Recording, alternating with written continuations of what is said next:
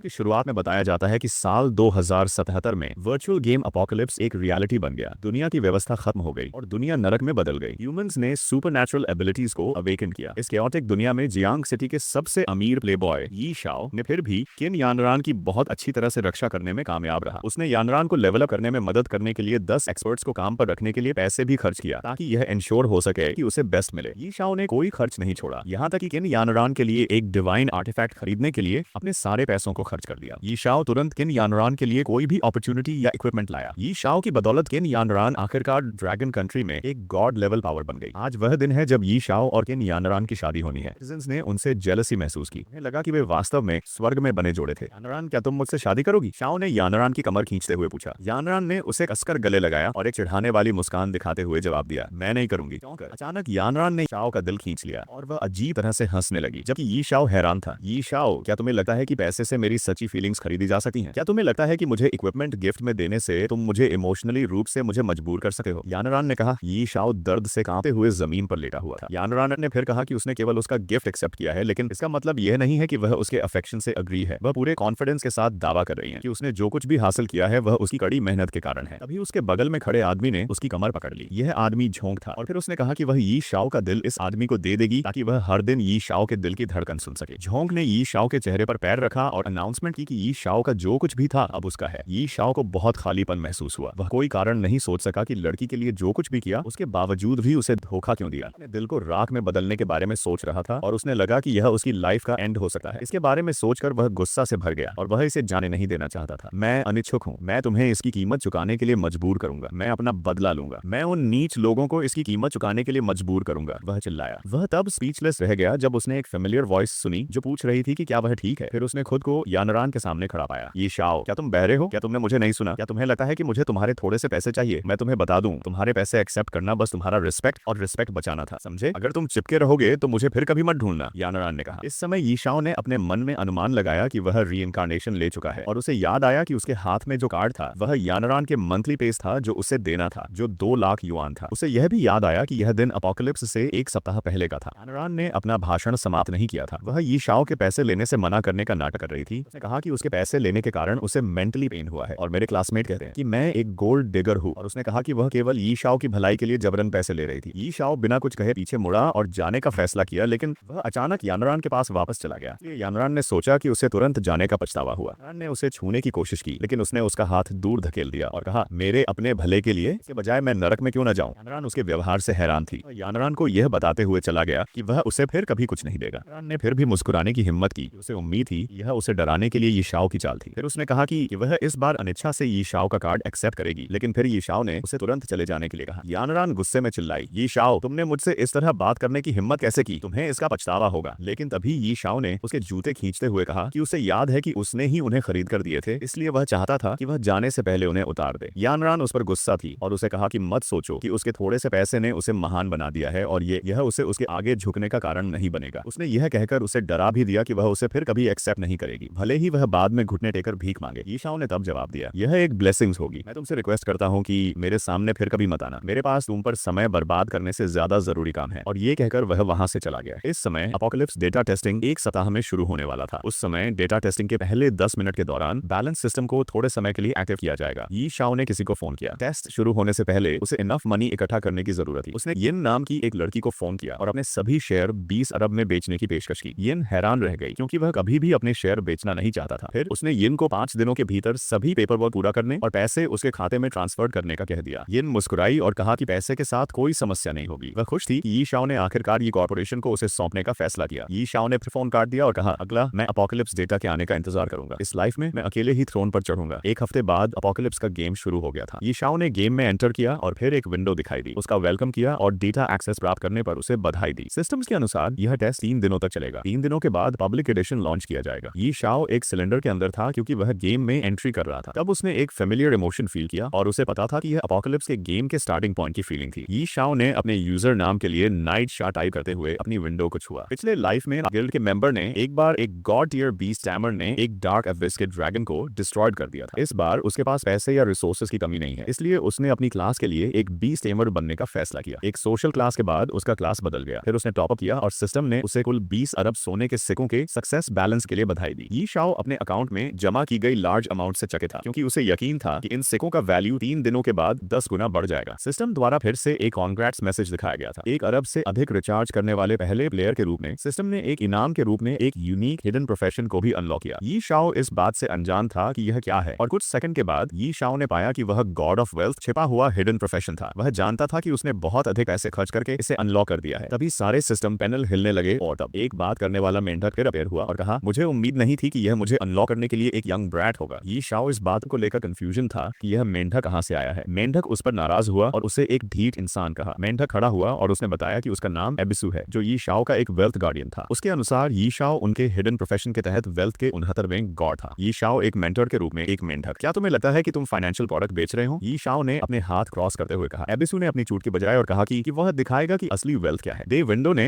Wealth profession की congenital talents के बारे में इंफॉर्मेशन डिस्प्ले की। पहला लेवल एक वेल्थ बोलिंग है, वेल्थ गॉड की सबसे बेसिक कैपेसिटी, जो यी शाओ के सोने के सिक्कों को प्रतिदिन 1% तक बढ़ाने की अनुमति देता है। अगली टैलेंट लेवल एक पेनी पिक्चर है। एक वेल्थ गॉड के रूप में यी शाओ सभी डिसएडवांटेजेस को डिसमिस कर देते हैं। डेथ के बाद उसके सोने के सिक्के और सामान नहीं गिरेंगे। तीसरी टैलेंट लेवल एक एक्स्ट्राऑर्डिनरी लक है। यह कहा गया था कि पैसा गुड लक लाता है, और चूंकि यी शाओ के पास इमेंस वेल्थ है, इसलिए उसके पास एक्सीलेंट लक भी है। चौथी टैलेंट लेवल 1 अनराइवल्ड चार्म है। यहाँ तक कि सबसे अगली पर्सन भी जेनरोसिटी के साथ सुंदर हो जाता है, लेकिन यी शाओ के मामले में ट्रैक्शन के 50 पॉइंट प्राप्त करता है। अंत में वेल्थ गॉड की लेवल 1 पावर करता, एक गॉड के रूप में डिवाइन पावर रखता है। खर्च किए गए प्रत्येक मिलियन गोल्ड कॉइन्स के लिए उसे एक अतिरिक्त रैंडम स्पेशलिटी पॉइंट मिलता है, जो डेली 100 स्कोर तक होता है। यी शाओ सरप्राइज था और अब समझ गया था कि वेल्थ गॉड का प्रोफेशन एक हिडन क्लास क्यों है। इसमें कई इनबॉर्न टैलेंट्स हैं। हालांकि वह सरप्राइज था कि इसमें कोई अटैक टैलेंट क्यों नहीं है। एबिसु ने अपनी बाहें क्रॉस की और जवाब दिया कि यी शाओ को यह क्लियर रूप से समझ में नहीं आया। उसने समझाया कि वेल्थ गॉड की कोई भी टैलेंट इमेंस वेल्थ ला सकता है। यी शाओ ने एक पल के लिए सोचा और महसूस किया कि वेल्थ गॉड टैलेंट के आने के कारण वह डेली एक्स्ट्रा 22 मिलियन कमा सकता है। एबिसु ने तब उसे बताया कि वह वेल्थ गॉड की पावर से डेली 22 फ्री कैरेक्टरिस्टिक पॉइंट्स प्राप्त कर सकता है। एबिसु ने पूछा कि क्या यी शाओ अब समझ गया है कि टैलेंट का क्या मतलब है। यी शाओ ने अचानक उसे उठाया और कहा कि वेल्थ गॉड क्लास बहुत अधिक पावरफुल है। वह दुनिया को पैसे और पावर का सही अर्थ दिखाने के लिए बहुत एक्साइटेड था। उसे इस बात का पछतावा था कि उसने अपने पिछले जीवन में अपना सारा पैसा यानोरान पर कैसे खर्च कर दिया था। फिर उसने न्यूबी विलेज में टेलीपोर्ट करने के लिए सिस्टम पर क्लिक किया और कहा कि इस गोल्डन फिंगर के साथ मजबूत होने का इंतजार क्यों करें। सीधे न्यूबी विलेज में उसे एबिसु के साथ फ्लावर प्लेन्स में टेलीपोर्ट किया गया। यी शाओ को इस एरिया में किसी को न देकर खुशी हुई। उसके अनुसार बीस्ट टेमिंग प्रोफेशन के रूप में शुरुआत करना अदर क्लासेस की तुलना में कहीं गुना डिफिकल्ट है, क्योंकि शुरुआत में वह पावरफुल बीस्ट को काबू में नहीं कर सका। जल्दी से बढ़ने के लिए उसे एक स्ट्रेटजी के बारे में सोचना होगा। एबिसु उसके कंधे पर बैठा था, शिकायत कर रहा था कि बीस्ट टेमिंग प्रोफेशन को चुनना लापरवाही थी, क्योंकि यी शाओ ने हथियार के साथ शुरुआत भी नहीं की थी। यी शाओ यह बताने वाला था कि उसने बीस्ट टेमिंग प्रोफेशन को क्यों चुना था, लेकिन फिर उसने देखा कि कुछ गॉब्लिन उसकी ओर भाग रहे हैं। यह पता चला कि इन गॉब्लिन ने उसकी ह्यूमन सेंट को सूंघ लिया था। ये लेवल 15 के एलीट एक गॉब्लिन वॉरियर थे। यी शाओ खुद को बदकिस्मत महसूस कर रहा था और सोच रहा था कि लड़े या भागे। तभी उसने पीछे देखा और देखा कि एबिसु फुल स्पीड से भाग रहा है। इसमें सोचने की क्या बात है, तुम पास कोई हथियार नहीं है और एक लेवल 15 के एलीट गॉब्लिन का सामना कर रहे हो। भागो, एबिसु चिल्लाया। ज्यादा से ज्यादा गॉब्लिन यी शाओ का पीछा कर रहे थे। यी शाओ भागते हुए उम्मीद कर रहा था कि कोई उसे बचा ले। इस बीच वह मेन सिटी में पहुंच गया और राहत की सांस ली कि वह गॉब्लिन से बच निकलने में कामयाब रहे। आराम करते समय कुछ प्लेयर उसे घूर रहे थे और मुस्कुरा रहे थे, यह जानते हुए कि उसने अपनी क्लास के लिए बीस्ट टेमिंग को चुना था। उन्होंने मान लिया कि उसके कंधे पर बैठा मेंढक उसका जानवर था। यी शाओ ने कुछ नहीं कहा और अपने पीछे से मजाकिया हंसी सुनते हुए बस पलट गया। उसी समय एबिसु उसे सिटी में सेल के लिए एक बीस्ट का अंडा खरीदने को कहने लगा था। हालांकि यी शाओ ने कहा कि वह एक साधारण बीस्ट के साथ अग्रीमेंट नहीं करेगा। तब एबिसु ने पूछा कि वह क्या चाहता है और यी शाओ ने जवाब दिया कि वह एक छिपे हुए डंजन के बारे में जानता है, जहां एक डेटी लेवल का बीस्ट का अंडा एक ड्रैगन की नेस्ट में पड़ा था। वह सीधे सुप्रीम हॉल में गया, लेकिन एबिसु को उसका आइडिया पसंद नहीं आया, क्योंकि वह जानता था कि केवल लेवल 100 से अधिक प्लेयर और उससे ऊपर के लेवल के प्लेयर वहां गार्ड रखते हैं, जबकि यी शाओ केवल लेवल 1 का था। फिर भी यी शाओ अश्योर्ड था। उसने दावा किया कि वह जानता था कि वह क्या कर रहा है। वह अंदर गया, लेकिन एक लेवल 80 ग्रैंड आर्चमेज ने उसका रास्ता रोक दिया। युवक, ये तुम्हारे लिए जगह नहीं है। जब तुम और अधिक ट्रेनिंग ले लो तो वापस लौट आना। केवल सिटी लॉर्ड के रिकमेंडेशन लेटर के साथ ही सुप्रीम हॉल के दरवाजे तुम्हारे लिए खुल सकते हैं, आर्कमेज ने कहा। यी शाओ ने पोलाइटनेस से आर्कमेज से कहा कि उसके पास रिकमेंडेशन लेटर नहीं है, लेकिन आर्कमेज ने उसे यह कहते हुए जाने के लिए कहा कि सुप्रीम हॉल एम्पायर का प्राइड है और यी शाओ जैसे किसी व्यक्ति के लिए नहीं है। मेरे पास कोई रिकमेंडेशन लेटर नहीं है, लेकिन मैंने सुना है कि हाल ही में आर्कमेज ने कुछ खो दिया है। मैं इसे वापस करने आया हूँ, यी शाओ ने कहा। आर्कमेज ने सोचा कि यी शाओ उसे बेवकूफ बनाने की कोशिश कर रहा है। यी शाओ ने फिर उसे अपने पैरों के नीचे देखने के लिए कहा। आर्कमेज ने नीचे देखा और अपने पैरों के पास सोने के सिक्के देखे। उसने उन्हें उठाया और यी शाओ ने उसे बताया कि उसके पीछे और भी सिक्के हैं। आर्कमेज बहुत खुश हुआ और उसने तुरंत यी शाओ को war God Pavilion supreme hall में वीआईपी कमरे में एंट्री करने की अनुमति दी। यी शाओ, मास्टर, मुझे आपका पहले का अग्रेसिव बिहेवियर पसंद आया। क्या आप इसे वापस ला सके हैं? यी शाओ ने चिढ़ाते हुए कहा। बूढ़े व्यक्ति ने अपना गला साफ किया और प्रोफेशनल तरीके से यी शाओ को ऊपर जाने के लिए कहा। यी शाओ हंसा, जबकि एबिसु ने नोटिस किया कि पैसा रियली में हर चीज चीज पर काम करता है। यी शाओ ने सुप्रीम हॉल में एंट्री किया और अननोन कॉस्ट्स के साथ नाइट गोलम्स को सम्मानित करते हुए लेवल 10 से लेवल 80 तक का सुप्रीम हॉल देखा। सुप्रीम हॉल वास्तव में अपने नाम के अनुरूप है, एक लेवल 100 का नाइट रेंट्स पर लेने योग्य गाड़ियां। इसे इक्विप करें और आप नोविस विलेज पर डोमिनेट हो सकते हैं, एबिसु ने कहा। यी शाओ ने आंसर दिया, इनमें मेरी कोई इंटरेस्ट नहीं है, वे मेरे नीचे हैं। तभी एक और गार्ड दिखाई दिया और गुस्से में यी शाओ से पूछा कि उसे किसने अंदर जाने दिया। यह बजर्क ब्लड वॉरियर निकला। यी शाओ ने वॉरियर से कहा कि उसे एक डिवाइन लेवल के गोलेम गार्डियन को काम पर रखने की आवश्यकता है। बर्सर्क ब्लड वॉरियर ने आंसर दिया कि डिवाइन लेवल के गोलेम एक्सट्रीमली रेयर है, इसलिए किसी को रेंट पर अवेलेबल कराना इम्पॉसिबल है। वॉरियर ने यी शाओ को सिर से पैर तक देखा और उससे कहा कि एक लेवल 80 के गार्डियन को काम पर रखना पहले से ही पर्याप्त है। डिवाइन लेवल के गोलेम को काम पर रखना यी शाओ के लिए संभव नहीं था। यी शाओ ने फिर एक अरब देने की पेशकश की। वॉरियर एक पल के लिए साइलेंट रह गया। उसने पलटकर जवाब दिया, 1 बिलियन है, तकनीकी रूप से यह इम्पॉसिबल है। नियम अंततः लोगों द्वारा निर्धारित किए जाते हैं। इंसिडेंटली मैं एक डिवाइन लेवल के मैजिशियन को जानता हूं जो मदद कर सकता है। एबिसु को यह जानकर शौक हुआ कि स्पेलकास्टर एक हिडन क्लास थी। यी शाओ के अकॉर्डिंग डिवाइन लेवल के मैजिशियन इनक्रेडिबल रूप से कई सारे मैजिक कर सकते हैं, सुरक्षा, डिफेंड और अटैक एक साथ सभी कर सकते हैं। उसका मानना था कि शुरू से ही मैजिशियन को काम पर रखना एक बढ़िया ऑप्शन होगा, इसलिए उसने वॉरियर के सजेशन पर अग्रीड हो जाता है। वॉरियर के अकॉर्डिंग वह मैजिशियन को कभी भी बुला सकता था, लेकिन वह पहले कॉन्फर्मेशन करना चाहता था कि यी शाओ 1 अरब का भुगतान कब कर सकता है। यी शाओ ने तब सेल्फ कॉन्फिडेंस से कहा कि वह अब कॉन्ट्रैक्ट पर सिग्नेचर कर सकता है और जब भी जरूरत हो पेमेंट कर सकता है। वॉरियर ने फिर एक कॉन्ट्रैक्ट बाहर निकाला और यी शाओ को उस पर सिग्नेचर करने दिया। सिग्नेचर करने के बाद एक लड़की उसके पीछे दिखाई दी और बोली, वह बदमाश कौन है जिसने मुझे कॉन्ट्रैक्टेड किया है। यह लड़की डोलोरेस थी, जिसे बुलाया गया मैजिशियन थी। उसने यी शाओ को देखा, उसके सुंदर चेहरे की तारीफ की और अपना इंट्रोडक्शन देते हुए कहा कि वह कॉन्ट्रैक्ट में बताए अनुसार अगले 24 घंटों तक यी शाओ के कमांड्स का पालन करेगी। क्योंकि उसका लेवल बहुत हाई था, इसलिए यी शाओ उसके स्टेट देखने में अनएबल था। डोलोरेस ने यी शाओ को छुआ और उससे कहा कि वह उससे क्या करवाना चाहता है। आपसे मिलकर अच्छा लगा सीनियर, मैंने आपको मेन रूप से एक बहुत ही डिफिकल्ट काम को निपटाने के लिए अपॉइंट किया है। यी शाओ ने कहा, लेकिन डोलोरेस ने उसे बीच में ही रोक दिया, जिसने उसे बताया कि बिगिनर्स विलेज के सभी मॉन्स्टर को उसके हाथ की एक वेव से मिटा सकती है। यी शाओ ने फिर उससे कहा कि उन्हें और समय बर्बाद नहीं करना चाहिए और डोलोरेस ने उसे आगे बढ़ने का कहा दिया। बेशक वे बिगिनर्स विलेज में वापस चले गए और डोलोरेस ने अपने फ्लेम मैजिक से आसानी से गॉब्लिन से लड़ाई की। अमेजिंग रूप से थोड़े समय में सभी को हरा दिया। इस समय बिगिनर्स विलेज में प्लेयर लोग थे और वे यह देखकर चौंक गए कि कोई पर्सन एक मैजिकियन के साथ मिलकर भारी मात्रा में डैमेज पहुंचा रहा है। इनमें से एक व्यक्ति ने सोचा कि यी शाओ हैकिंग कर रहा है, लेकिन दूसरे व्यक्ति ने कहा कि हैकिंग जैसी कोई चीज नहीं होती। फिर सिस्टम विंडो यी शाओ को सफलतापूर्वक लेवल 10 तक पहुंचने और फ्री एलोकेशन के लिए कैरेक्टरिस्टिक पॉइंट्स एक्वायर्ड करने के लिए बधाई। इसके अलावा वह नोविस विलेज 9592 में लेवल 10 तक पहुंचने वाला पहला खिलाड़ी भी था, इसलिए उसने एक्सेसिव 10 कैरेक्टरिस्टिक पॉइंट्स एक्वायर्ड किए। वह लेवल 10 तक पहुंचने वाला दुनिया भर का पहला खिलाड़ी भी, इसलिए उसे एक्वायर्ड 50 बोनस कैरेक्टरिस्टिक पॉइंट्स और स्पीड एस्केंडर का टाइटल्स दिया गया। बच्चे, तुम पहले ही लेवल 10 पर पहुंच चुके हो, अन्य प्लेयर्स में सबसे अधिक लेवल 5 से आगे नहीं है, एबिसु ने कहा। सभी को एक अनाउंसमेंट मिली है कि player night Shaw successfully level 10 पर पहुंच गया है, जिससे लेवल लीडर बोर्ड अनलॉक हो गया है। जैसा कि अपेक्षित था, सभी को विश्वास नहीं हो रहा था क्योंकि बीटा शुरू होने के बाद एक पूरा दिन भी नहीं बीता था। यी शाओ का मानना था कि बहुत से लोग अब उसकी असली क्षमता पर डाउट कर रहे थे, लेकिन उसे इसकी बिल्कुल भी परवाह नहीं थी, क्योंकि उसे विश्वास था कि सभी को जल्द ही एहसास हो जाएगा कि वह सच्चा गॉड है। बस इतना ही होना चाहिए। लेवल अप कैरेक्टरिस्टिक पॉइंट्स और आज वेल्थी पावर के चैनल से 1 बिलियन खर्च करने से एक्वायर्ड 100 पॉइंट के साथ अब हमारे असली डेस्टिनेशन की ओर बढ़ने का समय आ गया है, यी शाओ ने कहा। जैसे ही वे आगे बढ़े, एबिसु ने कंक्लूजन निकाला कि वे अब उस हिडन डंजन में जा रहे थे। यी शाओ ने कहा, ड्रैगन लेयर, मैं आ रहा हूं। अब हम फिर से वर्ल्ड लेवल लीडर बोर्ड पर आते हैं, जहां फिलहाल सिर्फ यी शाओ का नाम दिखाई दे रहा है, क्योंकि इस लीडर बोर्ड में शामिल होने के लिए कम से कम लेवल 10 होना जरूरी है। उसी समय एक और खिलाड़ी जो नोविस विलेज में था, अकेले ही गॉब्लिन्स से लड़ रहा था। उसका यूजर नेम था स्टेल्थ वॉकर और वह अभी केवल लेवल 3 पर था। उसने दावा किया कि गेम में एंटर होते ही वह लगातार एलीट मॉन्स्टर्स का शिकार कर रहा है, लेकिन फिर भी उसका लेवल सिर्फ 3 ही है, इसलिए उसे यह बात हजम नहीं हुई कि कोई प्लेयर पहले ही लेवल 10 तक पहुंच गया है। उसने अंदाजा लगाया कि जरूर गेम में कोई बग है जिससे ये हुआ है। हालांकि वह इस नाइट शाओ को जानने को बहुत क्यूरियस था और यह सोचकर एक्साइटेड हो गया कि शायद उसे अब एक असली राइवल मिल गया है। अब दूसरी ओर यी शाओ नोविस विलेज नंबर 9527 में था, जो विस्परिंग वैली नाम की एक डीप वैली के अंदर लोकेटेड है। उसके लोकेशन कोऑर्डिनेट्स थे 1102, 254। वहां रास्ते में बड़े बड़े पत्थर पड़े थे और यी शाओ ने उनमें से एक पत्थर को छुआ। जैसे ही उसने पत्थर को छुआ, उस पर एक ड्रैगन का लोगो चमकने लगा। वो पत्थर धीरे धीरे हिलने लगा और उठता चला गया। कुछ ही देर में वो एक गुफा में बदल गया। फिर सिस्टम ने यी शाओ को एक नोटिफिकेशन भेजा, यह एक ड्रैगन की गुफा है, यहाँ रुकना खतरनाक हो सकता है। यह देखकर डोलोरेस हैरान रह गई। उसने कहा, ये कैसे हो सकता है? इतनी जबरदस्त एनर्जी, क्या वाकई यहाँ ड्रैगन रहता है? यहाँ तो एक हिडन डंजन है। बच्चे, तुम्हें ये जगह मिली कैसे? यी शाओ उस गुफा में अंदर ही नहीं, अंदर घुस गया और डोलोरेस भी उसके पीछे गई। डोलोरेस थोड़ी नर्वस थी और ईमानदारी से मान लिया कि वो अकेले इस ड्रैगन से नहीं निपट सकती। इस पर यी शाओ बोला, मैं इतना बेवकूफ नहीं कि सीधा ड्रैगन से लड़ने चला जाऊं, पहले अंदर चलकर देखते हैं क्या है। यी शाओ ने बताया कि करीब 1 साल पहले एक लेवल 100 का बर्सर्कर एक हिडन क्वेस्ट में गलती से घुस गया था और उसने इस ड्रैगन की गुफा की खोज की थी। उसे तब पता चला कि इस खतरनाक डंजन का एंटर डोर दरअसल एक नोविस विलेज में ही छिपा हुआ था, लेकिन तब किसी ने उस पर विश्वास नहीं किया। सबको लगा कि कोई हाई लेवल डंजन एक नोविस विलेज में कैसे हो सकता है। वो खिलाड़ी अकेले ही अंदर गया और फिर कभी लौट कर नहीं आया। फिर एबिसु ने यी शाओ से पूछा, तुम्हें ये सब कैसे पता? यी शाओ ने जवाब दिया, मैंने उस प्लेयर की लड़ाई की वीडियो रिकॉर्डिंग बहुत महंगे दाम में खरीदी थी। उसी में मुझे पता चला कि इस डेंजन के अंदर एक रेयर ड्रैगन एग है। ये सुनकर डेलोरेस और एबिसु दोनों चौंक गए। उन्होंने समझ लिया कि यी शाओ का असली प्लान ड्रैगन से लड़ने का नहीं बल्कि उस अंडे को चुराने का है जो शायद ड्रैगन को मारने से भी ज्यादा मुश्किल काम है। डेलोरेस थोड़ी नाराज भी हो गई। उसे लगा कि यी शाओ उसके साथ मजाक कर रहा है, लेकिन यी शाओ ने कहा, अरे इतनी भी विनम्र मत बनो, तुम तो एक गॉड ईयर सॉर्सरेस हो, देखो ये तो बस एक ड्रैगन ही है बहन। यी शाओ ने हंसते हुए कहा, तुम तो सेकंड्स में इसे हरा दोगी। अब उनके सामने वह ड्रैगन था, सोने के सिक्कों और खजानों के ऊपर लेटा हुआ। यह एक tier 5 holy judgment radiant dragon था। डेलोरेस बोली, टियर 5 ड्रैगन? अच्छा हुआ कि मैं टेलीपोर्ट स्क्रॉल लेकर आई हूँ। और वहीं एबिसु पहले से ही खड़ा था। यी शाओ ने फिर डेलोरेस से पूछा, क्या हम इस ड्रैगन का सामना कर सकते हैं? डेलोरेस ने जवाब दिया, सिर्फ टियर 3 ड्रैगन ही पूरी की पूरी गिल्ड को तबाह कर सकता है, और यह तो एक रेडिएंट ड्रैगन है जो कि टॉप टियर में आता है। हमें जीतने का चांस शायद 1% से भी कम है। यी शाओ बोला, तुम जो कह रही हो वो तो डरावना है, लेकिन मेरे लिए इस ड्रैगन का अंडा उससे कहीं ज्यादा कीमती है, इसलिए मैं किसी भी कीमत पर उसे हासिल करना चाहता हूँ। यह सुनकर डेलोरेस मुड़ गई और वहां से जाने लगी। यी शाओ ने उसे दोगुनी फीस देने की पेशकश की, लेकिन डेलोरेस ने साफ मना कर दिया क्योंकि उसे पूरा विश्वास था कि वो इस ड्रैगन को नहीं हरा सके। यी शाओ ने फिर समझाया, हम ड्रैगन से सीधे लड़ने नहीं जा रहे, बस थोड़ा समय खरीदना है। डेलोरेस तब भी नहीं मानी क्योंकि उसका मानना था कि टियर 5 रेडिएंट ड्रैगन का मुकाबला करना किसी के बस की बात नहीं। यी शाओ ने आखिरकार तिगुना भुगतान ऑफर किया। इतनी भारी रकम को ठुकराना डेलोरेस के लिए मुश्किल हो गया और उसने जान जोखिम में डालते हुए ऑफर स्वीकार कर लिया। डेलोरेस ने अपनी मैजिक पावर एक्टिवेट की और जोर से चिल्लाई, अब मैं अपनी पूरी ताकत लगा दूंगी। वो बोली, 3 मिनट, मैं तुम्हें सिर्फ 3 मिनट तक समय दिला सकती हूँ। इसका मतलब था कि वो यी शाओ को बफ एट्रीब्यूट्स देने जा रही थी। सिस्टम ने यी शाओ को सूचना दी, तुम्हें लाइफ गॉड का ब्लेसिंग्स मिली है, तुम्हारी लाइफ डबल हो गई है। तुम्हें पावर गॉड का ब्लेसिंग्स मिली है, तुम्हारी स्ट्रेंथ डबल हो गई है। तुम्हें एजिलिटी के गॉड की ब्लेसिंग्स मिली है, तुम्हारी एजिलिटी डबल हो गई है। अब डेलोरेस सीधे ड्रैगन की ओर भागी और यी शाओ से कहा, ध्यान रहे यह बफ सिर्फ 3 मिनट तक ही चलेगा। डेलोरेस ने आइस सेरो स्किल का इस्तेमाल किया और चिल्लाई, घिनौने बीस्ट, आमतौर पर मैं तुझसे डरती। उसने बर्फ का एरो चलाया जो सीधा ड्रैगन से टकराया और ड्रैगन दर्द से दहाड़ उठा। जबकि डेलोरेस ड्रैगन से भिड़ी हुई थी, यी शाओ धीरे धीरे दबे पांव अंदर जा रहा था। उसका लक्ष्य था ड्रैगन का अंडा चुराना। वह किसी तरह अंडे तक पहुंच गया और मन ही मन दुआ कर रहा था कि ड्रैगन उसे देख न ले। इसी दौरान ड्रैगन ने आग फेंकी, लेकिन डेलोरेस समय रहते उससे बच गई। डेलोरेस ने आवाज लगाई, अब सिर्फ 1.5 मिनट बचे हैं और मेरी ताकत भी कम हो रही है। यी शाओ ने कोशिश की कि वह अंडा उठा ले, लेकिन अंडा सोचा गया उससे कहीं ज्यादा भारी था। उसने मदद के लिए एबिसु को बुलाया। एबिसु बोला, मैंने कभी ऐसा चोरी छिपे काम नहीं किया, लेकिन इससे पहले कि वह कुछ कर पाता, एक भारी आर्मर उसके पास आकर गिरा। एक विशाल परछाई उन दोनों पर पड़ गई। वे हके बके रह गए जब उन्होंने देखा ड्रैगन उनकी तरफ घूरते हुए खड़ा है, जोर जोर से गरजता हुआ। यी शाओ और एबिसु डर के मारे भाग खड़े हुए। यी शाओ ने अंडा नहीं छोड़ा और रास्ते भर चिल्लाता रहा, तू किसी काम का नहीं एबिसु, तू तो बेकार मेंढक निकले। यी शाओ ने मदद के लिए फिर से डेलोरेस को पुकारा। डेलोरेस ने आइस वॉल बनाई और ड्रैगन के सामने दीवार खड़ी कर दी, लेकिन वो दीवार कुछ ही सेकंड में टूट गई और जैसे ही दीवार गिरी, ड्रैगन ने अपनी सबसे खतरनाक स्किल ड्रैगन किंग्स ब्रीथ को छोड़ने की तैयारी कर ली थी। डेलोरेस घबरा गई और उसने यी शाओ और एबिसु को चिल्लाकर कहा, भागो, बहुत ज्यादा खतरा है। ड्रैगन ने अपनी आग उगलती लपटें छोड़ी और तीनों जान बचाकर दौड़ने लगे। भागते समय यी शाओ ने डेलोरेस से पूछा, तुम क्यों भाग रही हो? तुम तो काफी पावरफुल हो ना? डेलोरेस ने पलटकर जवाब दिया, तो क्या मैं अमर हूँ? मैंने पहले ही कहा था सिर्फ 3 मिनट की बफ दे सकी हूँ। अब उसके बाद मैं भी आम इंसानों जैसी ही हूँ। आखिरकार वे लोग डंजन से बाहर कूद गए और मुश्किलों के बावजूद यी शाओ खुश था कि वे ड्रैगन ए को साथ लेकर निकलने में कामयाब रहे। ड्रैगन के घोंसले से बाहर आकर डेलोरेस ने कहा, अगर ये अंडा सच में एक टियर 5 ड्रैगन को जन्म देता है तो ये सारा रिस्क वाकई वोट था। साथ ही उसने यी शाओ को उसकी कमीशन याद दिलाई और हैरानी की बात यह थी कि डेलोरेस की यी शाओ के प्रति फेवरेबिलिटी अब बढ़कर 60 हो गई थी। अब यी शाओ ने कहा कि अब समय है इस बीस्ट के साथ कॉन्ट्रैक्ट करने का। एबिसु चिंतित था, उम्मीद है कि ये अंडा कोई अजीब सा जीव न निकाले, वरना डेलोरेस को जो पैसे दिए वो बर्बाद हो जाएंगे। यी शाओ ने अंडे को छूते हुए कहा, सफलता या असफलता सब कुछ इसी पे टिका है, मुझे निराश मत करना। अंडा टूटना शुरू हुआ और फिर अचानक फट पड़ा। उसके अंदर से निकला एक हरा सा छोटा ड्रैगन। तीनों चौंक गए। डेलोरेस ने डाउट से कहा, ये रेडिएंट ड्रैगन जैसा नहीं लग रहा, रंग कुछ अलग सा क्यों है? कहीं रेडिएंट ड्रैगन को किसी और ने धोखा तो नहीं दे दिया? यी शाओ ने तुरंत सिस्टम में उसकी डिटेल्स चेक की। नाम अब तक कोई नहीं, level 1 tier, mythical tier, azure type dragon, strength 500, constitution 500, agility 500, spirit 500। इस ड्रैगन की खासियतें, माइथिकल ब्लड लाइन होने के कारण इसका शरीर एक्सट्रीमली पावरफुल है। हर लेवल पर इसे सभी स्टैट्स में बोनस मिलेगा। इसकी एचपी और मना रीजनरेट प्रति सेकंड 200 है। एचपी और मना 200 दोनों 100% पर है। लेवल 1 पर भी इसकी ब्रीथ अटैक 2500 से अधिक डैमेज कर सकती है। एबिसु हैरान रह गया। यी शाओ, इस बार तो किस्मत ने तुम्हारा पूरा साथ दिया है। डेलोरेस भी चौंक गई। इतने बेहताशा हाई स्टैट्स एक हैचलिंग में ये पूरी तरह पागलपन है और इसकी ग्रोथ पोटेंशियल तो असीमित है। जब ये बड़ा होगा तब इसकी डिस्ट्रक्टिव पावर की कोई सीमा नहीं होगी। यी शाओ ने ड्रैगन के सिर को प्यार से सहलाते हुए कहा, मुझे उम्मीद नहीं थी कि ये इतना ताकतवर निकलेगा। अब से इसका नाम होगा ग्रे। ड्रैगन ने एक दहाड़ मारी जैसे वह नाम से सहमत हो गया हो। तभी एबिसु ने मजाक में कहा, अब जब तुम्हारे पास खुद का ड्रैगन है तो कोई भी मुझे तुम्हारा पालतू टोड नहीं कहेगा। यी शाओ ने उसकी ओर देखा और देखा कि एबिसु के हाथ में कुछ था। एबिसु थोड़ा नाराज था। टोड, कम से कम मेरा नाम लो, हर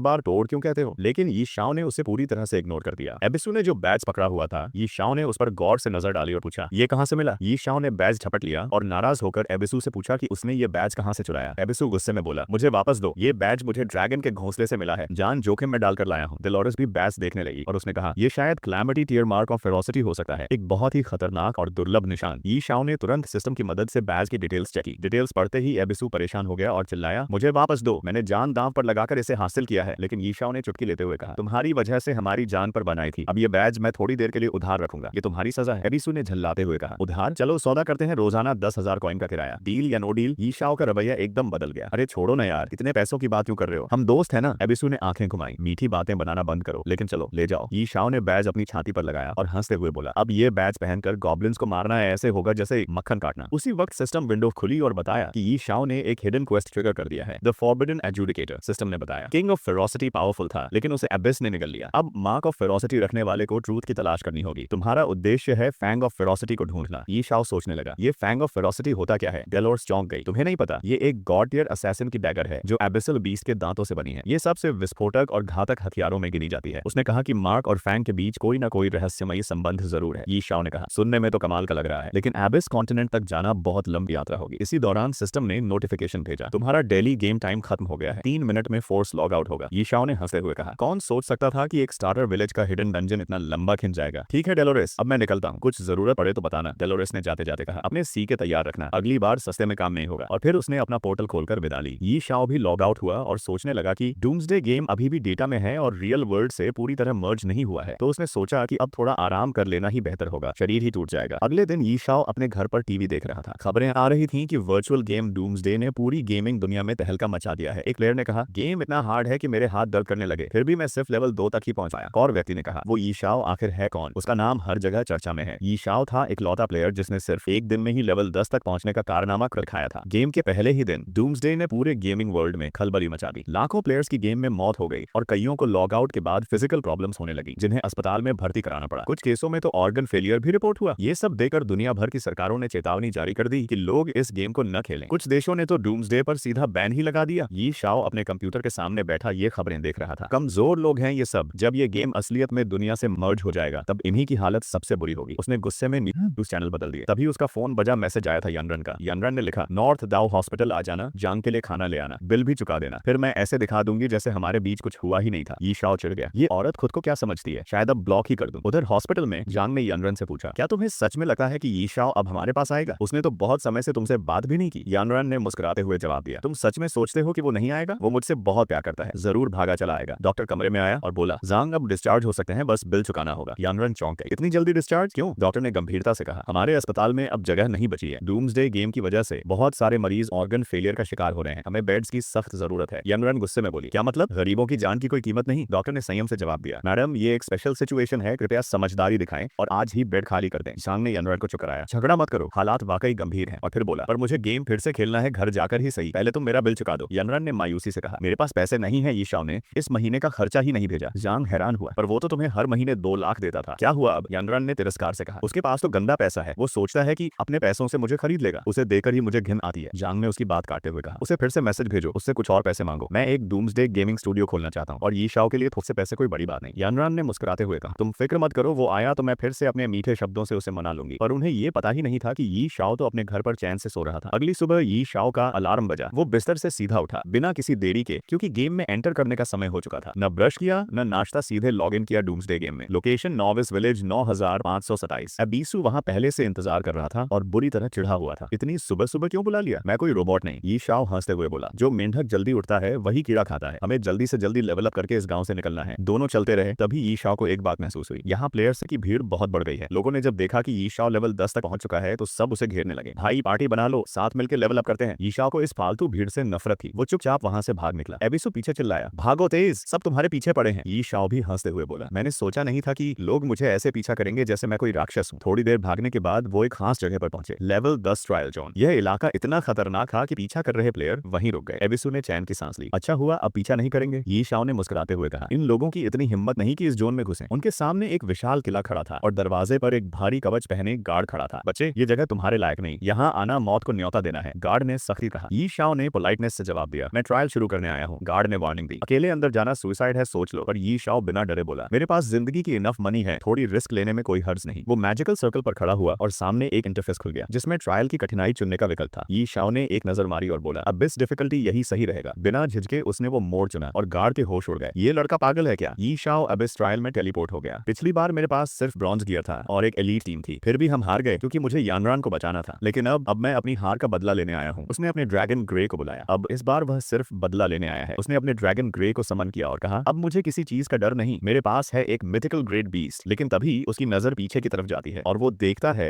एक mutated savage snow wolf. Level 10 का यह खतरनाक वुल्फ अब उसकी तरफ बढ़ रहा था। इसके पास थे 5000 HP, 5000 MP, 3 strength, 300 ability, 500 spirit. System के मुताबिक इसकी पैसिव और स्किल अभी तक अननोन थी। और तो और ये एबिस क्रीचर था जिसे एक बार लॉक कर लिया तो मौत पीछा करती है। वुल्फ अचानक घास से कूदा है और सीधे यी शाओ पर हमला करता है। यी शाओ बिना देर किए तुरंत अपने ड्रैगन को आदेश देता है, अटैक। ड्रैगन उड़ता है और ड्रैगन किंग्स ब्रीथ के साथ वुल्फ पर हमला करता है। साथ ही उसे 2500 HP की जबरदस्त चोट पहुंचाता है। ड्रैगन लगातार हमला करता है और फिर वुल्फ बर्सर्क हो जाता है। लेकिन ड्रैगन का वर्ल्ड शेकिंग ड्रैगन्स रोर आता है। ये इतनी शक्ति से गूंजता है कि वुल्फ स्टन हो जाता है। फिर ड्रैगन वुल्फ पर लगातार वॉर करता है जब तक वह बेहोश नहीं हो जाता। सिस्टम की तरफ से बधाई का मैसेज आता है, आपने एक म्यूटेटेड सैवेज स्नो वुल्फ को हराया और इसका इनाम ड्रैगन का लेवल 4 तक अपग्रेड हो जाता है। अब ड्रैगन की ताकत 700 पॉइंट्स हो चुकी थी जिसमें उसकी कॉन्स्टिट्यूशन, एजिलिटी और स्पिरिट भी बराबर थे। सिस्टम के मुताबिक ड्रैगन को एक नई स्किल भी मिलती है, ड्रैगन फैंग्स। यह स्किल दुश्मन के मैजिक को 500% स्पिरिट डैमेज करती है और 5 सेकंड के लिए उसे सील कर देती है। कूल डाउन सिर्फ 30 सेकंड। यी शाओ इस नई ताकत से काफी खुश होता है। अभी खत्म नहीं हुआ। वुल्फ ने 2 आइटम भी ड्रॉप किए, blood wolf fang, snow wolf bow. ये दोनों आइटम डार्क गोल्ड ग्रेड के थे। हालांकि इनके इफेक्ट्स अभी तक अननोन थे, लेकिन यी शाओ को पूरा यकीन था कि ये लूट बहुत बेहतरीन है। वो बिना किसी देरी के दोनों आइटम लूटता है और कहता है, ये लूट पिछली बार से कहीं ज्यादा बेहतर है। जैसे ही यी शाओ ने बोर को छुपाया, उसे और एबिसु को एक और बीस्ट की उपस्थिति का एहसास हुआ और सामने आया लेवल 10 डेमोनाइज्ड एबिसल टाइगर। इस खतरनाक टाइगर के पास थे 8000 HP और MP, 4 स्ट्रेंथ, 800 कॉन्स्टिट्यूशन, 300 एगिलिटी, 500 स्पिरिट। इसके पैसिव और स्किल अब भी अननोन थे, लेकिन सिस्टम ने साफ कहा, ये डेमोनिक बीस्ट एबिस की गहराई से जन्मा है। इसकी स्ट्रेंथ इतनी है कि इसे देखकर ही मौत करीब लगती है। जैसे ही वो टाइगर आगे बढ़ा, यी शाओ ने तुरंत अपने ड्रैगन को कमांड दिया, अटैक। ड्रैगन और टाइगर दोनों एक दूसरे की ओर रोर करते हुए दौड़े। एक भीषण लड़ाई शुरू हो चुकी थी। आखिरकार ड्रैगन ने टाइगर को हराकर जमीन पर गिरा दिया। यी शाओ और एबिसु थककर ट्रायल जोन की दीवार से टिके हुए थे। यी शाओ ने थकान से कहा, पैर तो जैसे टूट ही गए हों, मुझे सोलो एबिस मोड चुनने का अफसोस हो रहा है। लेकिन एबिसु ने मुस्कुराते हुए कहा, हमने पहले ही बहुत अच्छा लूट कलेक्ट किया है। ये शहर में बेचने पर काफी गोल्ड कमा सकते हैं। उन्हें मिले 1 handed spiked tiger shield, gold grade, pitch black 1 handed sword, dark gold grade. हालांकि इनके इफेक्ट्स अब भी अनअप्रेज्ड थे। किसने कहा हम वापस जा रहे हैं? यी शाओ बोला, आगे ही तो वो जगह है जहां हम ट्रायल के बॉस को चैलेंज कर सकते हैं और मैं तो उसे हराने ही आया हूँ। एबिसु ने हैरानी से पूछा, तुम सीरियस हो? ग्रे तो बस लेवल 7 पर है, क्या वो बॉस को संभाल पाएगा? यी शाओ बिना रुके एंट्रेंस की तरफ बढ़ गया और जवाब दिया, बिल्कुल, पिछली जिंदगी में भी बॉस सिर्फ लॉर्ड लेवल का था और इस बार मेरे पास है ड्रैगन जिसने 2 डेमोनिक बीस्ट को अकेले मारा है। वो ड्रैगन को समन करता है और कॉन्फिडेंस से कहता है, इस बार ये बॉस वेजिटेबल की तरह कटेगा। एबिसु थोड़ा डरते हुए पीछे चलता है जबकि यी शाओ कहता है, अब मैं तुम्हें दिखाऊंगा असली प्रोफेशनल कौन होता है। लेकिन एबिसु मन ही मन सोचता है, इस बंदे पर भरोसा करना मुश्किल है। जैसे ही वो ट्रायल एरिया में चलते हैं, सिस्टम विंडो अचानक अलर्ट देती है, आप एबिस में गिर चुके हैं और उसके तुरंत बाद आपने एक हाईली डेंजरस एरिया में एंटर किया है, कृपया तुरंत भागें। लेकिन यी शाओ वो भागने के मूड में नहीं था। वो याद करता है कि पिछले जन्म में वो प्यार और इमोशंस में ट्रैप्ड एक शरीफ इंसान था, लेकिन इस बार वो खुद को मानता है एबिस एनवॉय जिसके पास है एपोकैलिप्स की सबसे माइटी पावर। वो चिल्लाता है, आओ आओ, इस बार मैं एबिस को पूरी तरह गले लगाऊंगा। और तब सामने आता है असली boss monster, level 10 king the एबिस wanderer. इसकी हेल्थ अननोन थी, स्ट्रेंथ 0 लेकिन कॉन्स्टिट्यूशन 5000। इसकी स्किल और टैलेंट अब भी रहस्य थे, लेकिन सिस्टम ने बस एक ही बात कही, तैयार रहो क्योंकि असली टेस्ट अब शुरू होती है। सामने जो मॉन्स्टर था वो एबिस से आया था और अब एबिस में लौटने वाला था। एबिसु ने ताना मारा, कहां है वो लॉर्ड लेवल बॉस जिसकी तुम बात कर रहे थे? ये शाओ भी कंफ्यूज था, पिछली लाइफ में तो ये बस लॉर्ड लेवल का था, अब ये कैसे किंग लेवल बन गया? उसने मॉन्स्टर की स्टैट्स देखी, 5000 स्पिरिट पॉइंट्स और स्ट्रेंथ एंड एजिलिटी 0। ये शाओ को अंदाजा हो गया, ये एक प्योर मैजिक बेस्ड क्लास है, no normal attacks, slow attack speed, लेकिन अगर इसकी हिट लग गई तो सीधा मौत। एबिसु बोला, बच्चे अगर तू मर गया तो मैं तेरी लाश नहीं समेटूंगा। ये शाओ ने फिर ड्रैगन को वार्निंग दी, ये किंग लेवल बॉस कोई मजाक नहीं है, बिना कमांड के कोई स्किल मत यूज करना। वो चाहता था कि ड्रैगन लगातार मूव करे, लंबी लड़ाई में न फंसे। ड्रैगन ने उड़ते हुए फ्लेम अटैक से शुरुआत की। किंग मॉन्स्टर ने फ्लेम को ब्लॉक किया, लेकिन ग्रे लगातार उस पर अटैक करता रहा। ये शाओ चीयर कर रहा था, उसे स्किल कास्ट न करने देना, लेकिन तभी उसकी आवाज बहुत तेज हो गई और मॉन्स्टर का ध्यान उस पर चला गया। किंग धीरे धीरे यी शाओ की तरफ बढ़ने लगा। यी शाओ को एक अजीब सा एहसास हुआ, एबिसु भी घबरा गया। डॉज कर, उसने चिल्लाया। यी शाओ झुक गया और बोला, ये कहने की जरूरत नहीं थी, मगर मॉन्स्टर की ताकत बहुत ज्यादा थी। उसने फिर से अटैक किया, सीधा यी शाओ को टारगेट करते हुए। यी शाओ बुरी तरह दबाव में था, ग्रे हेल्प मी। किंग का मैजिक फ्लेम चारों ओर फैल गया, लेकिन तभी ड्रैगन ने जोरदार हमला किया। उसने किंग को हिट किया और उसकी गर्जना से किंग नीचे गिर गया। मॉन्स्टर मर चुका था। एबिसु ने थके हुए अंदाज में कहा, ऐसे खतरनाक एरिया में अगली बार जाना हो तो प्लीज मुझे साथ मत घसीटना। सिस्टम विंडो खुली, बधाई हो, आपने एबिस ट्रायल कंप्लीट कर लिया है, ड्रैगन लेवल 10 पर पहुंच गया और ये शाओ को मिले हर एट्रीब्यूट में में +5 बोनस पॉइंट्स, क्योंकि वो पहला प्लेयर था जिसने ये ट्रायल पूरा किया। यी शाओ ने एबिस बीसू। उसी वक्त सिस्टम विंडो पॉप हुई। Congratulations, you have completed the एबिस trial. Grey अब लेवल 10 पर पहुंच चुका था और यी शाओ को पूरे 5 एट्रीब्यूट पॉइंट्स मिले एक बोनस के तौर पर। वो पहला एडवेंचरर था जिसने एबिस ट्रायल कंप्लीट किया था। मैं कभी नहीं सोच सकता था कि तुम इतने डरपोक हो, यी शाओ ने मुस्कुरा कर कहा। तुम्हें मरने से डर नहीं लगता, लेकिन तुम सबसे तेज भागे, एबिसू ने जवाब दिया। यी शाओ ने बॉस के डेड बॉडी की ओर देखा, लूट चेक करने के लिए बढ़ा और तभी पूरे सर्वर पर सिस्टम वाइड अनाउंसमेंट हुई। Yi Shao from destination has completed the abyss trial. He is now the first player to earn the legendary title abyss envoy. पूरा गेम हैरान था, प्लेयर्स स्टन्ड रह गए। डेस्टिनेशन नेशन को भी यकीन नहीं हुआ कि हिस्ट्री क्रिएटर वाला प्लेयर उन्हीं के सर्वर से निकला है। यी शाओ के लीडर बोर्ड पर टॉप पर पहुंचने की खबर फैल चुकी थी। डेस्टिनेशन नेशन से एक लड़के ने कहा, ये शाओ एक्स्ट्रॉर्डिनरी है। उसने शाओ ची नाम की एक लड़की को उसकी इन्वेस्टिगेशन के लिए भेजा। कुछ देर बाद शाओ ची वापस आई और रिपोर्ट दी, ये शाओ जांग सिटी से है। उसने तुरंत अपने आदमी को आदेश दिया, जांग सिटी में किसी को भेजो, मुझे पूरी जानकारी चाहिए। वहीं दूसरी तरफ जांग चौंका, वो कोई दूसरे दिन ही लेवल 10 पहुंच गया और वो भी उसी बिगिनर विलेज में है जहां हम हैं। उसके पास येनरन खड़ी थी। जांग ने कहा, अगर हम लीडर बोर्ड के पहले नंबर के प्रो से कनेक्शन बना लें और उससे मिलकर एक टीम बना लें तो हम भी मशहूर हो सकते हैं, और अगर ऐसा हुआ तो वो रिच सेकंड जनरेशन बच्चे हम पर नजर रखेंगे। येनरन ने चिढ़कर जवाब दिया, क्या तुम सच में सोचते हो कि एक मामूली गेम से तुम लाइफ की छोटी तक पहुंच सकते हो? जांग ने जवाब दिया, तुम्हें मेरे जजमेंट पर भरोसा करना होगा। उसने याद दिलाया, तुम्हें याद है ना, मैंने तुमसे एक फेवर मांगा था, यी शाओ से कांटेक्ट करो, उसे गेम ज्वाइन करवाओ, वो रिच भी है और गेम एक्सपर्ट भी। येनरन उठकर चल दी और बोली, मैं कांटेक्ट नहीं करूंगी, इतनी शेमलेस मैं नहीं हूँ, अगर बात करनी है तो खुद करो। जांग ने फिर कहा, तो इस महीने के लिविंग एक्सपेंसेस का क्या? येनरन पलटी, उसका हाथ पकड़कर बोली, जोंग, यी शाओ की बात मत छेड़ो, इतने वक्त बाद हमें कुछ अकेले टाइम मिला है, मैंने कभी गेम नहीं खेला, तो चलो ना मुझे सिखाओ। जोंग ने हामी भरी और कहा, ठीक है, पहले ये समझते हैं कि जल्दी लेवल अप कैसे किया जाए। दूसरी ओर यी शाओ ने मॉन्स्टर से गिरा आइटम उठा लिया था, लेकिन डिसअपॉइंटमेंट हुआ क्योंकि वो सिर्फ एक फ्रैगमेंट था। सिस्टम के अनुसार वो एक एबिसल स्टोन था जिसकी ग्रेड और डिटेल्स अभी अननोन थी। यी शाओ को हैरानी हुई क्योंकि अपनी पिछली जिंदगी में उसने ऐसा फ्रैगमेंट कभी नहीं देखा। उसने फैसला किया कि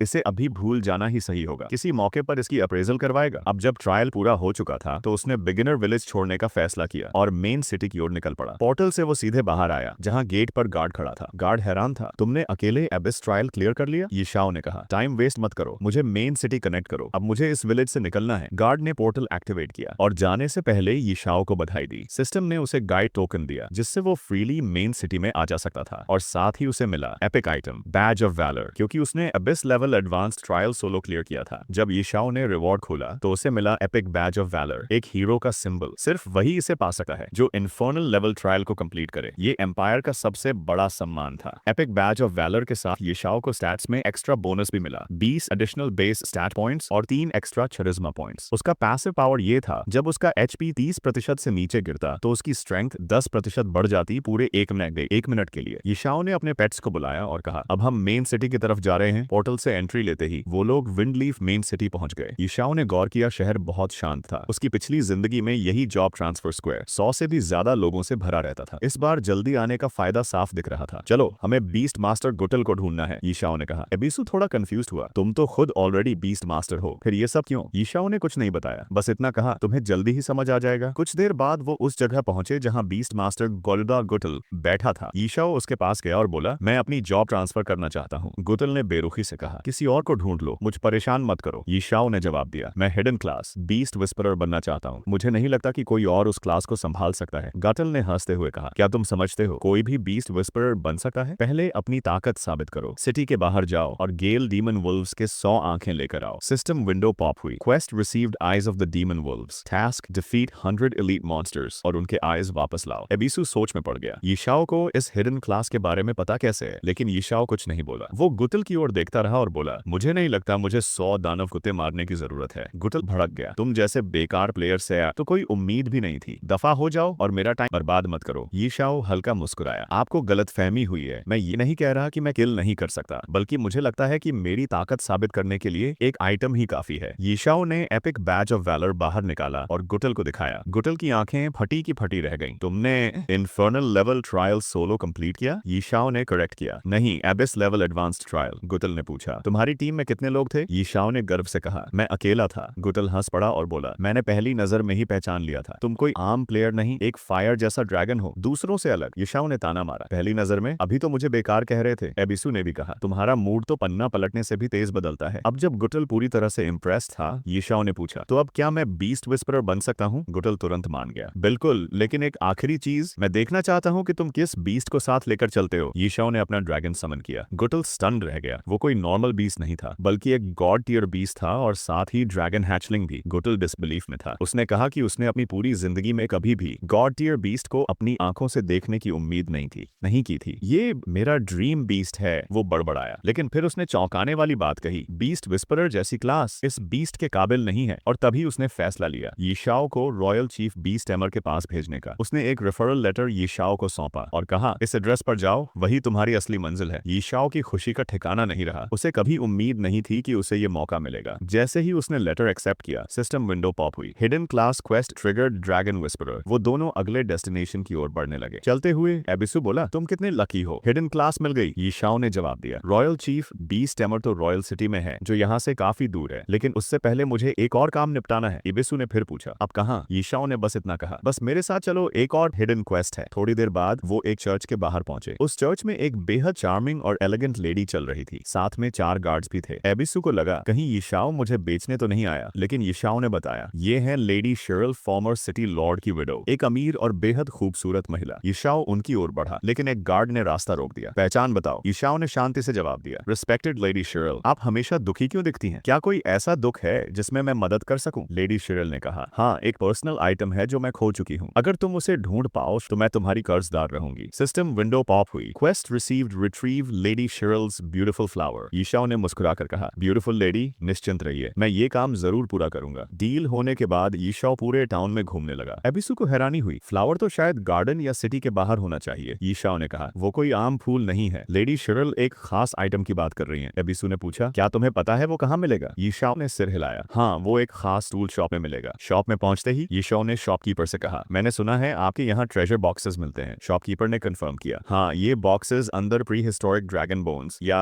लेजेंडरी ग्रेड स्टाफ तक हो सकते हैं। आप किस प्राइस रेंज में लेना चाहेंगे? यीशाओ ने बिना झिझके कहा, the most expensive. Shop owner ने अपनी दुकान का सबसे हाई ग्रेड ट्रेजर बॉक्स उठाया, जिसकी कीमत थी 10,000 सोने के सिक्के। लेकिन यीशाओ ने कहा, एक से क्या होगा, मुझे तो तुम्हारे पास जितने हैं सारे चाहिए। ओनर को यकीन ही नहीं हुआ कि कोई सारे बॉक्सेस खरीदना चाहता है। यीशाओ ने फिर कहा, एक भी बॉक्स मत छोड़ना, सारे खोलो। पहले ट्रेजर बॉक्स में निकला bronze grade dual blooded battle x, दूसरे में एक लार्ज हीलैम्प, लार्ज हीलिंग पोशन, तीसरे में साइज इंक्रीजिंग ब्रेड का एक टुकड़ा। वो ऐसे ही ट्रेजर बॉक्सेस खोलते गए और पूरे 99 बॉक्सेस 1 घंटे के अंदर खोल डाले। अब बस एक आखिरी बॉक्स बचा था और यीशाओ को अब तक वो चीज नहीं मिली थी जिसकी उसे तलाश थी। उसने शॉपकीपर से कहा, अभी और इसी वक्त ये आखिरी बॉक्स खोलो। बॉक्स खोला और आखिरकार वो चीज सामने थी, beautiful flower. System window pop हुई। Item acquired, beautiful flower usage unknown. Yishao ने मुस्कुराते हुए फ्लावर को उठाया। इस बीच लेडी शेरल अपने कमरे में आराम कर रही थी, बाथटब में बैठी हुई। उसने अपनी मेड से पूछा, क्या तुम्हें लगता है कोई वाकई उस फ्लावर ढूंढ पाएगा? मेड मुस्कुराकर बोली, ऑफ कोर्स लेडी, आपकी चार्म और किस्मत दोनों कमाल की हैं। उसी वक्त एक और मेड दौड़ते हुए आई। उसने बताया कि एक युवा लड़का शहर के बाहर से आया है और कहता है कि उसने वही फ्लावर ढूंढ निकाला है। लेडी शेरल चौंक गई। वो तुरंत बाहर आई। जैसे ही उसने यीशाओ को देखा, पूछा, क्या ये सच है? क्या तुमने वही फूल ढूंढ निकाला है? यीशाओ ने एक ट्रेजर बॉक्स उसकी ओर बढ़ाया और कहा, आप खुद देख लें लेडी। लेडी शेरल की आंखों में चमक आ गई। वो फ्लावर देकर बेहद खुश हुई। फाइनली इतने समय बाद मुझे ये वापस मिल गया। फिर वो थोड़ा शर्मिंदा होते हुए बोली, माफ करना, मैं बस बहुत ज्यादा इमोशनल हो गई थी। बताओ तुम्हें क्या इनाम चाहिए, मनी या कोई रेयर आर्टिफैक्ट? यीशाओ ने ईमानदारी से जवाब दिया, मुझे आपके पैसे या आर्टिफैक्ट्स में कोई दिलचस्पी नहीं है। लेडी शेरल थोड़ी ब्लश करने लगी। उसे लगा शायद यीशाओ उसकी बॉडी चाहता है। वो बोली, अगर ऐसा है तो मैं तुम्हें खुद को सौंपती हूँ। यीशाओ ऑकवर्ड हो गया, आप गलत समझ रही हैं, मैं बस एक चीज चाहता हूँ, सिटी का सिटीजन स्टेटस। जैसे ही उसने अपनी मांग रखी, सिस्टम विंडो पॉप हुई। लेडी शेरल्स फेवरेबिलिटी +20, रीजन नोबल इंटेंट और आउटस्टैंडिंग चार्म। लेडी शेरल्स मुस्कुराकर बोली, सिटीजन स्टेटस, ये तो बहुत आसान है। फिर उसने अपनी मेड एलाइजा को आदेश दिया, तैयारी करो, प्रेयर्स और मेरी रॉयल सील ले आओ। यीशाओ ने लेडी शेरल से एक और रिक्वेस्ट की, मैं विंडलीफ सिटी में एक प्रॉपर्टी खरीदकर बसना चाहता हूँ। उसने एक मैप उसके सामने रखा और बताया कि वो कहाँ सेटल होना चाहता है। लेडी ने मैप पर नजर डालते हुए कहा, तुम्हारी चॉइस काफी स्टेबल लग रही है, लेकिन वेस्ट डिस्ट्रिक्ट, वो इलाका तो ज्यादा आबाद भी नहीं है। तुम वाकई यहीं बसना चाहते हो? यीशाओ ने जवाब दिया, हाँ, मैं यही चाहता हूँ, बस आप मुझे कुछ कनेक्शंस दिलवा दीजिए। लेडी शेरल ने हामी भरते हुए कहा, ठीक है, मैं किसी को भेजती हूँ जो वेस्ट डिस्ट्रिक्ट के रियल एस्टेट एजेंट से बात करेगा। एबिसु झल्लाते हुए बोला, बेवकूफ, पूर्व जिला छोड़कर पश्चिम में प्रॉपर्टी ले रहा है। लोग तो अमीर बनने के लिए ज्यादा भीड़ वाली जगह में इन्वेस्ट करते हैं। यीशाओ मुस्कुराया और बोला, तुम नहीं समझोगे, बहुत जल्द विंडलीफ सिटी पर अजीबोगरीब क्रीचर क्रीचर्स हमला करेंगे। सिटी लॉर्ड भी बच नहीं पाएगा और सबसे ज्यादा डैमेज ईस्ट डिस्ट्रिक्ट को होगा। वेस्ट डिस्ट्रिक्ट में कम लोग हैं, इसलिए वहां पर हमला भी कम होगा और वहीं सबसे तेज रिकवरी होगी। तभी तो मैं ये मौका नहीं छोड़ना चाहता। कुछ ही देर में ये शाओ एजेंट से मिल चुका था। डील पकी हो गई। 340 रेजिडेंशियल यूनिट्स और 184 कमर्शियल प्रॉपर्टीज। टोटल कॉस्ट 1.2 अरब गोल्ड कॉइन्स। एजेंट ने पूछा, पैसे कब ट्रांसफर करोगे? ये शाओ ने साहसपूर्वक कहा, अभी के अभी। पेमेंट के बाद लेडी शिरल ने यीशाओ को उसके सिटीजनशिप डॉक्यूमेंट्स थमा दिए। यीशाओ ने पूछा, तो क्या अब मैं विंडलीफ सिटी का सिटीजन बन चुका हूँ? लेडी मुस्कुराई और बोली, तुम विंडलीफ के नहीं, अब तुम ड्रैगन फीनिक्स एम्पायर के फर्स्ट क्लास सिटीजन हो। एबिसु दंग रह गया, तुमने तो सच में जैकपॉट मार दिया। कई बड़े वॉरलॉर्ड्स के पास भी ये स्टेटस नहीं होता। यीशाओ एक पल के लिए रुका। उसे लगा शायद लेडी शिरल का रिश्ता किसी रॉयल फैमिली से है। लेडी ने उसकी तरफ देखा और धीरे से मुस्कुराकर सच्चाई कबूल की। यीशाओ ने झट से मौका पकड़ा। उसका हाथ पकड़ते हुए पूछा, क्या आप रॉयल बीस्ट टेमर को जानते हैं? लेडी शिरल ने जवाब दिया, तुम शायद मेरे अंकल स्टेयर की बात कर रहे हो, लेकिन बताओ तुम्हें उनसे क्या काम है? यीशाओ ने गंभीरता से कहा, मैं बीस्ट टेमर की प्रोफेशंस और उनसे जुड़े मिशंस के बारे में सीखना चाहता हूँ। लेडी ने बताया, मेरे अंकल इंपीरियल कैपिटल में रहते हैं, थोड़े एक्सेंट्रिक हैं, अनप्रेडिक्टेबल भी, लेकिन उनसे मिलना संभव है। लेडी शिरल ने यीशाओ से कहा कि वो उसके लिए अपने चाचा से संपर्क करने की कोशिश करेगी। यीशाओ ने उसके हाथ पर किसकी और बोला, मैं बस एक इससे ही अपना आभार व्यक्त कर सकता हूँ। लेडी शर्मा गई और फिर बोली, अब से मुझे मैडम मत कहो, बस शिरल बुलाओ। उसी वक्त सिस्टम विंडो सामने आया। यीशाओ को शिरल की फेवरेबिलिटी में 20 बिंदु मिले। साथ ही सिस्टम ने उसे बधाई दी, ड्रैगन फीनिक्स एम्पायर की फर्स्ट क्लास सिटीजनशिप प्राप्त। सिस्टम ने यह भी बताया कि प्रेस्टीज रैंकिंग अब अनलॉक हो चुकी है। यीशाओ अब लीडर बोर्ड देख सकता है। उसकी रियल एस्टेट एक्विजिशन पूरी हो चुकी है। रीजनल हाउसिंग सिस्टम अब उसके लिए एक्टिवेट हो गया है और अब सभी ग्रेट प्लेयर्स का डेली गेम टाइम 1 घंटे बढ़ गया है। एबिसु ने कहा, क्या तुमने अपना चारम बेचकर ये सब पाया है? यीशाओ हंस पड़ा, तुम्हारा जलना मुझे अच्छा लगता है और उससे भी ज्यादा ये जानकर कि तुम कुछ कर भी नहीं सके। इसी के साथ यीशाओ और उसका बीस्ट कंपेनियन दोनों लेवल 11 पर पहुंच गए। इन सारे सिस्टम नोटिफिकेशंस को दूसरे प्लेयर्स ने भी देखा और वो हैरान और जलते हुए रह गए। कुछ प्लेयर्स गुस्से में आकर बोले, हम तो अभी थर्ड क्लास भी नहीं बन पाए, ये फर्स्ट क्लास कैसे हो गया? कुछ ने तो डेवलपर्स को ही कोसना शुरू कर दिया, लेकिन कर ही क्या सकते थे, सिर्फ शिकायत। दूसरी ओर येनरान और जोंग भी शॉक थे। उन्हें अब तक ये नहीं पता था कि नाइट सियाओ और यीशाओ एक ही इंसान है। येनरान जमीन पर बैठ गई और बोली, अगर हमारे पास नाइट सियाओ जैसा कोई टॉप प्लेयर होता तो शायद हम अभी लेवल 4 या 5 पर होते। जोंग ने सहमति में सिर हिलाया, हम तो अब भी एक स्लाइम तक नहीं मार पा रहे। वो दोनों उस वक्त गॉब्लिन से लड़ने की कोशिश कर रहे थे, लेकिन उनकी पार्टी इरिटेटेड थी। जब येनरान और जोहोंग ने शिकायत की तो उनकी पार्टी ने उन्हें बाहर निकालने की धमकी दी। जोहोंग ने सफाई दी, नहीं नहीं, ये एक मिसअंडरस्टैंडिंग है, लेकिन येनरान झल्लाई और बोली, मैं खुद ही जा रही हूँ। जोंग ने उसका पीछा किया और बोला, अब तो हम लोग लेवल भी नहीं बढ़ा सकते, ये क्या कर दिया तुमने? येनरान ने गुस्से में जवाब दिया, तुमने वादा किया था कि मेरी हेल्प करोगे, लेकिन तुमने इंसल्ट किया, सपोर्ट नहीं किया। जोंग को अपनी गलती माननी पड़ी। उसने माफी मांगी और फिर पूछा, क्या तुमने यीशाओ से कांटेक्ट किया? येनरान ने जवाब दिया, हमेशा वही पहले कांटेक्ट करता है। जोंग ने विनती की, प्लीज इस बार तुम ट्राई करो। येनरान ने साई करते हुए कहा, ठीक है,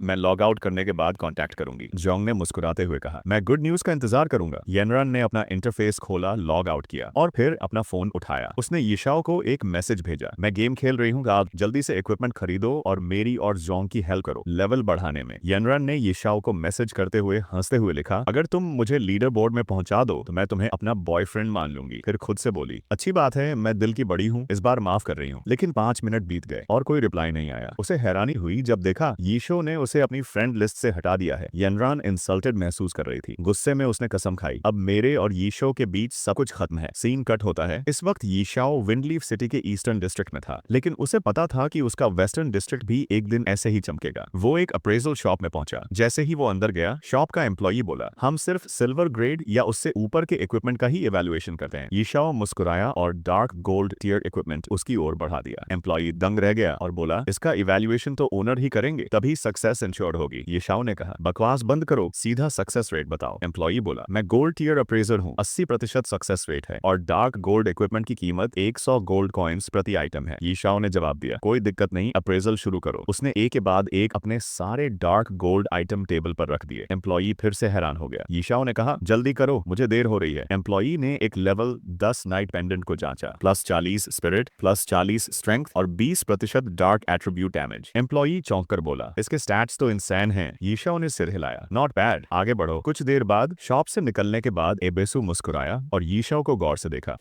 तुम्हारी एट्रीब्यूट्स अब काफी बेहतर लग रही हैं। अब शायद तुम खुद को संभाल सकते हो। फिर पूछा, अब कहाँ चलें? यीशाओ ने थोड़ी देर सोचा। सोफिया ने अब तक कोई खबर नहीं भेजी। चलो पहले ग्रे मिस्ट वैली चलते हैं, लेवल अप करने। Let's go. कुछ मिनटों बाद यीशाओ और एबेसु मिस्टी वैली पहुंचे। वहां का सीन काफी डरावना था। आसमान में ब्राउन मीस्ट छाई थी और कुछ पक्षी घोड़े जैसी चीखें निकालते हुए उड़ रहे थे। जमीन से तेज नुकीले पत्थर निकले हुए थे, जैसे कोई डीमन के दांत हों। पूरा माहौल अजीब और मिस्टीरियस था। एबेसु ने आसपास देखा और धीरे से पूछा, यही? तुमने तो कहा था ये लेवल 20 मॉन्स्टर एरिया है। यीशाओ ने सीरियसनेस से सिर हिलाया। हाँ, यही जगह है। तभी यीशाओ की आंखों में चमक आई। वो देखो, लेवल 21 ग्रे हाइनस का एक झुंड उनके सामने आ गया। यीशाओ ने कहा, इतने सारे, ये तो थोड़ा ज्यादा हो रहा है। बिना किसी हिचकिचाहट के यीशाओ ने तुरंत कमांड दी, ग्रे, इनसे निपटो। ग्रे ने अपने पंख फैलाए, आसमान में उड़ान भरी और एक जलता हुआ लावा जैसा फायरबॉल ग्रे हाइनस पर फेंक दिया। कुछ ही पल में वो मॉन्स्टर जलते हुए राख हो गए। सिस्टम नोटिफिकेशन, ग्रे हाइनस मारे गए। प्लाल सुबु 40 और प्लर 235 एक्सपी प्राप्त हुए। यीशाओ ने एक छिपी हुई जगह चुनी, आराम से बैठ गया, एक घूंट चाय ली और मुस्कुराते हुए बोला, यहाँ के मॉन्स्टर्स हाई लेवल हैं, ये खुद ही हमारी ओर आएंगे, हमें कहीं जाने की जरूरत ही नहीं। एबेसु ने कहा, वाह क्या बात है, तुम सच में मजे लेना जानते हो। यीशाओ ने हल्की हंसी छोड़ी और बोला, एक समय था जब रोज पिटाई खाता था, जिंदा रहना स्ट्रगल था, अब ये दिन किसी लग्जरी से कम नहीं है। 2 घंटे बाद सिस्टम नोटिफिकेशन, बधाई हो, प्लेयर यीशाओ ने लेवल 12 हासिल कर लिया है। आपका बीस्ट ग्रे भी लेवल 12 पर पहुंच चुका है। यीशाओ ने चारों ओर फैले ग्रे हाइनस की लाशें देखी और मन ही मन सोचा, अगर ऐसे ही चलता रहा तो मैं कुछ ही दिनों में लेवल 20 तक पहुंच जाऊंगा। तभी उसकी नजर एक चमकते हुए स्क्रोल पर पड़ी। वो स्क्रोल एक मरे हुए हाइना के पास पड़ा था। यीशाओ ने उसे उठाया। Elementary scroll fireball technique. एबेसु उसे देखकर हंस पड़ा। हाँ हाँ हाँ, तुम तो बीस्ट टेमर हो और अब फायर मैजिक सीख रहे हो, ये तो रिडिकुलस है। यीशाओ ने आंखें घुमाई और मुस्कुराकर कहा, तुम कुछ नहीं जानते, ज्यादा स्किल्स होना हमेशा बेहतर होता है, सीख लो, काम आ सकता है। उसने स्क्रोल को जोर से दबाया। स्क्रोल हवा में एक मिस्टीरियस मैजिकल पावर फैल गई। सिस्टम नोटिफिकेशन, बधाई हो, आपने फायरबॉल टेक्निक सीख ली है। ये स्किल आपकी मेंटल पावर का एक 150% मैजिकल डैमेज देती है। उसी वक्त एक ग्रे हाइना अचानक उसकी ओर दौड़ा। यीशाओ ने स्किल टेस्ट करने के लिए तुरंत फायरबॉल दागा। फायरबॉल सीधा हाइना से टकराया। सिस्टम नोटिफिकेशन, फायरबॉल से हमला सफल, डैमेज 31। यीशाओ हैरान रह गया, क्या सच में इतनी कम डैमेज? एबेसु हंसते हुए बोला, तुम्हारा स्पेल तो ग्रे की फार्ट से भी कमजोर निकला। यीशाओ ने लंबी सांस ली और सिस्टम पैनल खोला। उसका करंट सेशन टाइम था 124 मिनट। वो घड़ी की ओर देखता है और बुदबुदाता है, अब लॉग आउट में सिर्फ 2 घंटे बचे हैं और फिर शुरू होगा डिस्ट्रक्शन का तीसरा दिन। उसकी आंखों में एक मिस्टीरियस चमक उभरी। पब्लिक डेटा शुरू होने वाला था, यानी अब 16 साल से ऊपर का हर व्यक्ति डूम्सडे गेम की दुनिया में जबरन खींचा जाएगा, जहां खतरा ही जीवन है। सीन कट होता है। बाहर असली दुनिया में आसमान में काले बादल उमड़ने लगे और बिजली की तेज चमक के साथ गर्जन ने आसमान को चीर डाला।